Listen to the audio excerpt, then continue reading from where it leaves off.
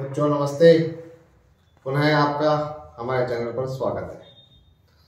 बच्चों हम बात कर रहे थे आपकी जो पाठ्य पुस्तक है क्षितिज उसकी कविताओं पर। उसमें जो पाठ है संगतकार 9वां पाठ जिसके लेखक है मंगलेश डबराल। हम डबराल साहब की संगतकार कविता पर बात कर रहे थे और एक अंश हमने पढ़ा था। वहीं से हम अपनी बात प्रारंभ करते हैं और आप मेरे साथ जुड़ने की कोशिश कीजिए। आपको कविता का आनंद भी आएगा और कविता अच्छे से समझ में भी आएगी। तब संगतकार ही स्थायी को संभाले रहता है। इस पंक्ति की हमने पिछले वीडियो में बात की थी। ये जो स्थायी मतलब जो गीत प्रस्तुत किया जा रहा है उसकी जो बंदिशें हैं उसको संगतकार संभाले रखता है अगर मुख्य गायक इधर उधर हो जाता है तो। जैसे समेटता हो मुख्य गायक का पीछे छूटा हुआ सामान। अब देखो ये कवि ने एक बिंब बनाया है कि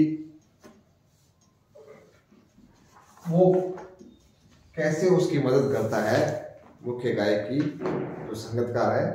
कि जैसे मान लो एक राहगीर हो और उसने एक जगह आराम किया है तो उसके पास पानी की बोतल है, बैग है, चश्मा है, कुछ पुस्तकें हैं या मोबाइल है, तो ये सामान एक बार वहाँ बिखर जाता है तो जो मुख्य नेतृत्व करता है या जो मुख्य राहगीर है वो तो चल पड़ता है और जो साथ वाले होते हैं वो उनके एक एक सामान को करीने से उठाते हैं, फिर उसको बैग में रखते हैं और फिर उनके साथ चल पड़ते हैं। तो वहीं से कवि ने बात उठाई है कि संगतकार मुख्य गायक की इस प्रकार मदद करता है जैसे कोई सामान जो पीछे छूट गया है उसको उठा करके साथ चलना शुरू करते हैं।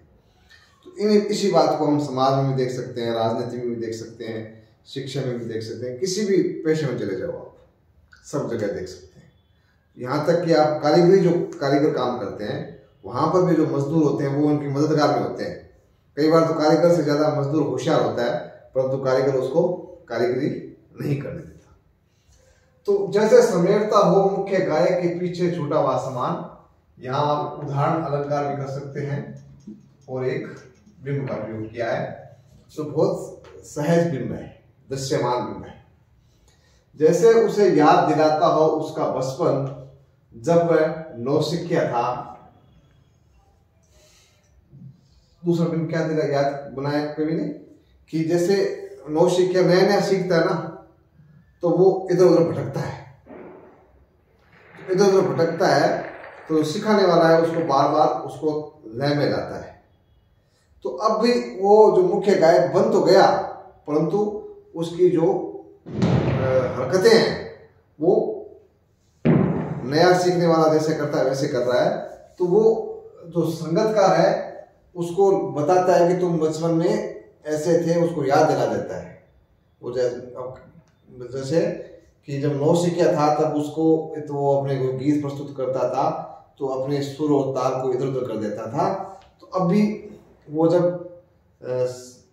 स्थायी को छोड़कर इधर उधर हो जाता है तो संगतकार उसकी मदद करता है। वो मदद कैसे लग रही है? ऐसे लग रही है जैसे कोई वो सामान पीछे छूटे हुए सामान को उठा रहा है, या ऐसे लग रहा है जैसे वो नौसिखिया है और वो बचपन में है और उसको वापस बता रहा है तुम अभी नए नए सीखे हो, तुम इधर उधर दौड़ मत लगाओ, एक बंदिश में गाते रहो।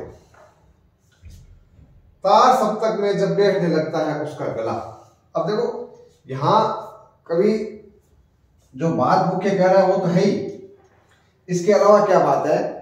इसके अलावा ये बात है कि समाज में कोई जो मुखिया होता है उसको मुखिया बनाने में कुछ लोगों का हाथ होता है, दोस्तों का, भाई का, पत्नी का, पत्नी की बहन का, कुछ रिश्तेदारों का, समाज में सबका योगदान होता है। तो वो कई इधर उधर भटकता है, अपना मुख्य मार्ग छोड़ता है तो वो जो साथ वाले हैं उसकी मदद करते हैं और उसको वापस मुख्य मार्ग पर लाते हैं।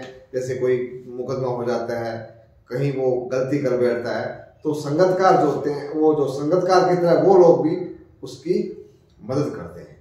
तो इस प्रकार वो मदद करने से वापस अपने जो जन्म पर विराजित हो जाता है, मतलब अपने मुख्य धारा में वापस आ जाता है। तो उदाहरण के लिए जैसे कोई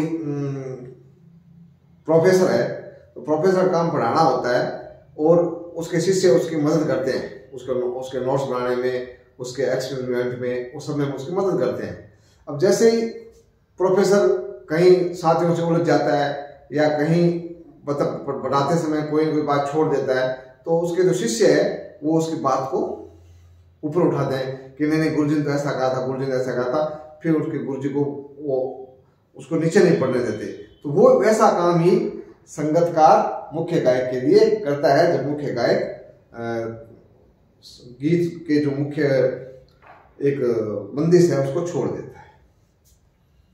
तार सप्तम में जब बैठने लगता है उसका गला, प्रेरणा साथ छोड़ती हुई उत्साह अस्त होता हुआ, आवाज से राग जैसे कुछ गिरता हुआ, तभी मुख्य गायक को ढांढस बताता कहीं से चला आता है संगतकार का स्वर। अब देखो संगतकार क्या क्या करता है, जब वो तार सप्तक, वो सा रे ग म प ध नी, ये सात है ना, इन सातों को मिलाकर तार सप्तक बोलते हैं और उसी से कोई गीत की धुन बनती है।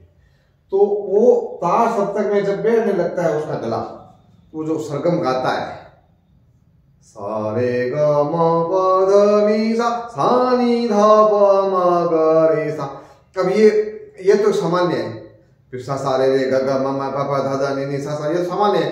अब इनमें कई सरगमों को आपस में मिला करके नई धुन बनाई जाती है। तो नई धुन का रियाज करना पड़ता है और फिर मुख्य गायक उसको गाने को बैठता है।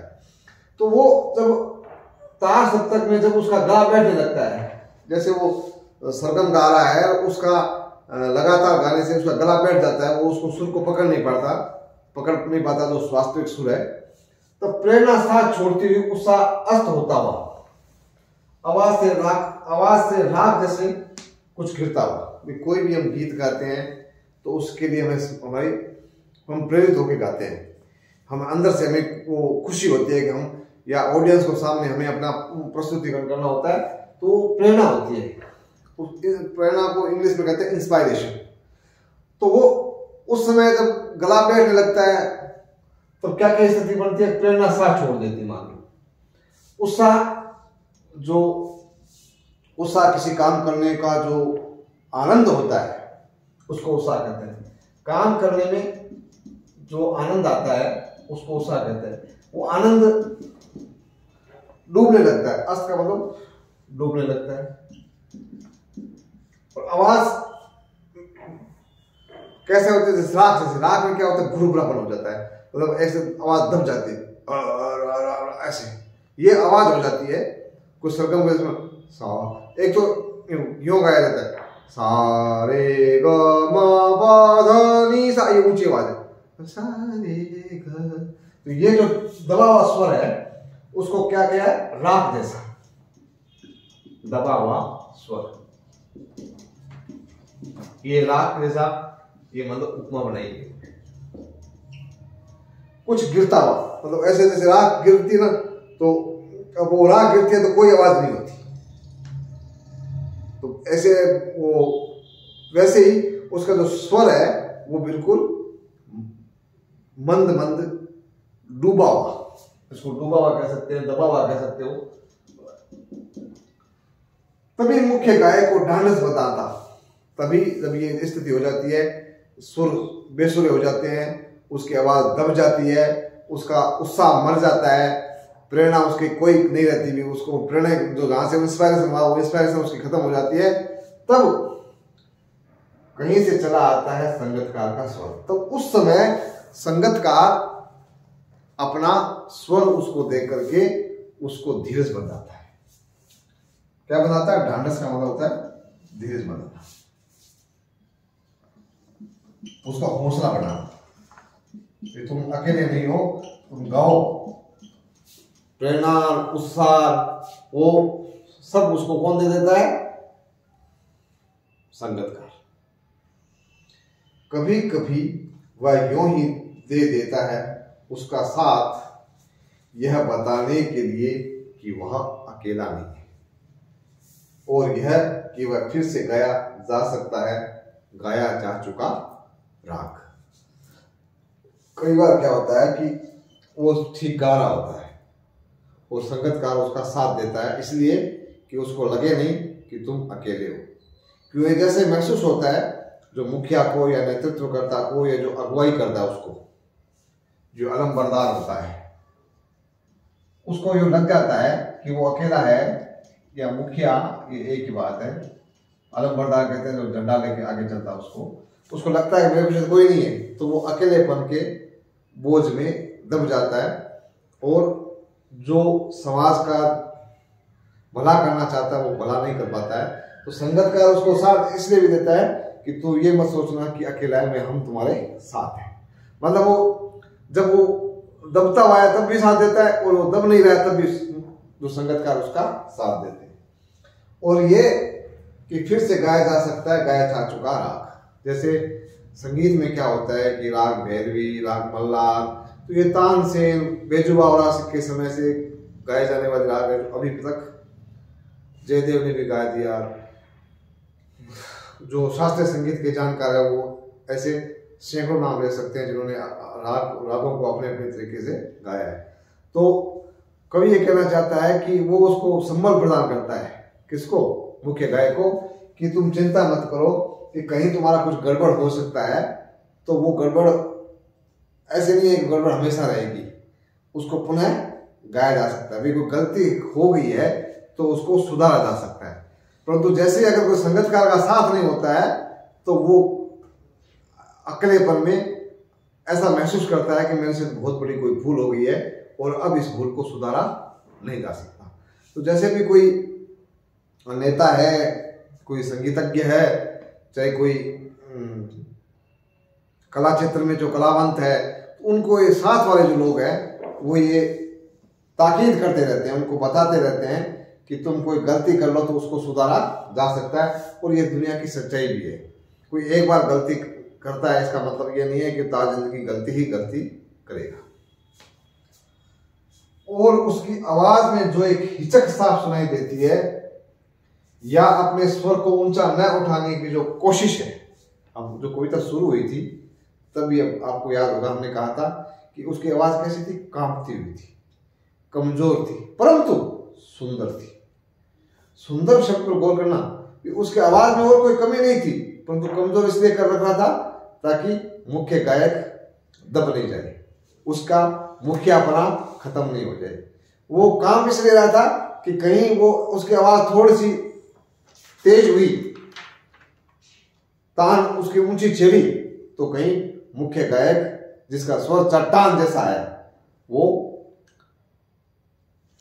नीचे न दब जाए, लोग उसको सुनना छोड़कर संगतकार को सुनना शुरू न कर दे।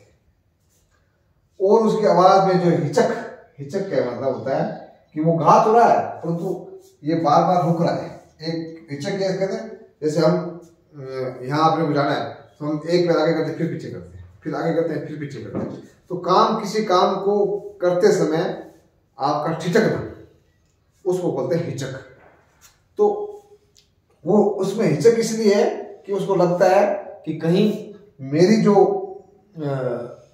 गाई हुई रागिनी है वो कहीं मुख्य गायक को दबा न जाए, या अपने स्वर को ऊंचा न उठाने की कोशिश है, या वो स्वर को ऊंचा नहीं उठाता है, क्योंकि जैसे वो ऊंचा उठाएगा तो जो मुख्य गायक है उसकी आवाज ऊंची होती हुई नीचे रह जाएगी, और वो नीचे रह जाएगी तो वो उसकी सभा में थू-थू होगी, उसकी बेइज्जती होगी, वह अपना जो प्रभाव जमाना चाहता है वो प्रभाव जम नहीं पाएगा, उसे विफलता नहीं। हम ये मान लेते हैं कि ये तो संगतकार है, इनको कुछ आता नहीं है, या हम देखते हैं कि नेताजी बड़े हैं, इनके साथ वाले कुछ नहीं है, या हम देखते हैं कि धार्मिक कार्यक्रमों में जो जो बड़ी चौकी लगी थी उस पर वो प्रवचन कर रहे हैं, वही बड़े होते हैं। उनके साथ वाले जो शिष्य है, जो उनके लिए नोट्स तैयार करते हैं, जो उनके लिए प्रवचन तैयार करते हैं, वो कुछ नहीं। सबका अपना अपना महत्व होता है। वो आगे नहीं आते, इसका मतलब ये नहीं है कि वो फेल है। विफलता मतलब फेल, उनका फेलियर नहीं है, असफल नहीं है वो उनकी ह्यूमैनिटी है, मनुष्यता है। क्या है? उसे उसकी मानवता समझा जाना चाहिए। मनुष्यता का कह दो, मानवता कह दो, या इंसानियत कह दो, एक ही बात। वो उसकी इंसानियत है कि वो एक इंसानियत के नाते जो मुख्य गायक है उसके रोब को जिंदा रखना चाहता है, उस पर अपना स्वर को ऊंचा करके या अपना दबदबा बना करके उसको खत्म नहीं करना चाहता। तो परीक्षा में ये ऐसा प्रश्न भी आ सकता है कि ये जो विफलता नहीं उसकी मनुष्यता समझा जाना चाहिए। इससे क्या तात्पर्य है? इसका तात्पर्य ये है कि जो मुख्य गायक के साथ जो अन्य ताल, तबले पर, बांसुरी पर, हारमोनियम पर और उसके स्वर में स्वर मिलाने वाले जो संगतकार होते हैं, वो संगतकार अपनी आवाज को धीमा रखते हैं और कोशिश करते हैं कि मुख्य गायक की आवाज के साथ उनकी आवाज चलती रहे, न कि उससे ऊपर उठ जाए। वो इसलिए रखते हैं ताकि मुख्य गायक है उसका अपना रुतबा बना रहे, उसका महत्व बना रहे, न कि वो तो अपने जिस आसन पर बैठा है या जो प्रभुत्व जमाना चाहता है वो तो खत्म हो जाए और संगतकार का नाम बड़ा हो जाए। तो ये उसकी मानवता है, एज ए मैन वो ऐसा कर रहा है, न कि वह कोई अयोग्य है या वह कोई फेलियर है। इस बात को हम अपने अपने तरीके से समझा सकते हैं और अपने अपने तरीके से लिख सकते हैं। इसलिए मैं कहता हूं कि आपको लगातार लिखने का अभ्यास करना चाहिए और लिखने का अभ्यास करके आपको कॉपी में खुद, बातें तो वही है जो मैं यहाँ बोल रहा हूँ, परंतु आप जब तक लिखोगे नहीं तब तक आप परीक्षा में अच्छे अंक नहीं ला पाएंगे। इसलिए लिखने का अभ्यास जरूर कीजिए। जो पाठ्य पुस्तक में अभ्यास प्रश्न है वो भी कीजिए और अन्य जगह आपको कोई अभ्यास प्रश्न मिलते हैं, गूगल पर मिल जाएंगे, एनसीईआरटी के मेन साइट पर मिल जाएंगे, तो वहां से भी अभ्यास कीजिए। मैं कुछ यहाँ प्रश्न लिखता भी हूँ, पढ़ाते समय बताता भी हूँ। जैसे प्रश्न कैसे बनते थे, जैसे ये यहाँ इस तरह का कवि क्या कहना चाहता है वही। अब संगीत में तो इस तरह वो हो गया जो एक गीत की बंदिश होती है, और समाज में, राजनीति में, धर्म के क्षेत्र में या अन्य क्षेत्र में वो होता है जो मुखिया जिस काम को लेकर चलता है वह काम से अगर वो हटता है तो संगतकार उसका साथ देते हैं। जैसे अब ये जो दोनों बिंब बने हैं, अब ये बिंब पहले हम संगीत के क्षेत्र में समझेंगे, उसके माध्यम से हम जो अन्य क्षेत्रों में इसी बात को समझेंगे। तो ये जो कविता है ये अपने आप में बहुत अर्थवान है। आप जितनी बार पढ़ोगे उतनी बार आपको इसमें नए नए अर्थ मिलेंगे। और शिल्प के लिहाज से कवि ने छोटे छोटे शब्दों का प्रयोग किया है और एक बिंब बनाया। जैसे यहाँ ये बिंब बना है, ये नौसिखे वाला, ये गायक वाला, फिर ये तो एक पूरा वर्णन ही आ रहा है। तो इस प्रकार कवि ने अपनी बात को समझाने के लिए बहुत सरल और सरस शैली का प्रयोग किया है। तो कवि यहाँ पूंजीवाद और सामंतवाद का विरोध तो करता है, परंतु बहुत ही सरल तरीके से, और उसमें सौंदर्य बोध है। एक तो सौंदर्य बोध है, वो एक सीधा नारा नहीं है, एक सुंदर तरीके से, एक ललित तरीके से अपनी बात को कहते हैं। तो आप गत वीडियो और इस वीडियो को एक साथ लगातार देखेंगे तो पूरी कविता आपको समझ में आ जाएगी और इसके जो प्रश्नोत्तर है उनको भी आप ठीक से हल कर पाएंगे। फिर भी कुछ बात छूट गई है या आपको लगता है भी यहाँ कवि क्या कहना चाहता है या फला प्रश्न का क्या उत्तर हो सकता है, तो आप मुझे कमेंट बॉक्स में लिख कर भेज दीजिए, तत्काल आपको उसका उत्तर मिल जाएगा। मेरे साथ लगातार वीडियो में जुड़े रहोगे तो निश्चित रूप से आप अच्छे अंक प्राप्त कर सकेंगे, चाहे वह विद्यार्थी एनसीईआरटी सिलेबस को पढ़ रहा है या बोर्ड का उससे जुड़ा हुआ है, चाहे सीबीएसई बोर्ड का जुड़ा हुआ है। नहीं, सीबीएसई वो एनसीईआरटी तो सीबीएसई बोर्ड है, एनसीईआरटी पुस्तकें छापती है, या आरबीएसई है या पंजाब बोर्ड, पंजाब, हरियाणा, उत्तरांचल, उत्तराखंड, कहीं पर भी कोई विद्यार्थी पढ़ रहा है तो सबके लिए ये एनसीईआरटी की बुक्स तो सेम ही है। और मैं कोशिश करता हूँ कि जो सभी बोर्ड में प्रश्न पूछते हैं उसका अभ्यास आपको कविता के साथ साथ करवाता हूँ। और आप पुनः आपसे गुजारिश कि अगर आपने अभी तक मेरे चैनल को सब्सक्राइब नहीं किया है तो सब्सक्राइब जरूर करें, ताकि आपको नए से नए वीडियो तत्काल मिल सके। आपका जो ज्ञान है वो निरंतर बढ़ता रहे और आप अच्छे अंकों से उत्तीर्ण हुए, इसी शुभकामनाओं के साथ जय हिंद, जय भारत, धन्यवाद।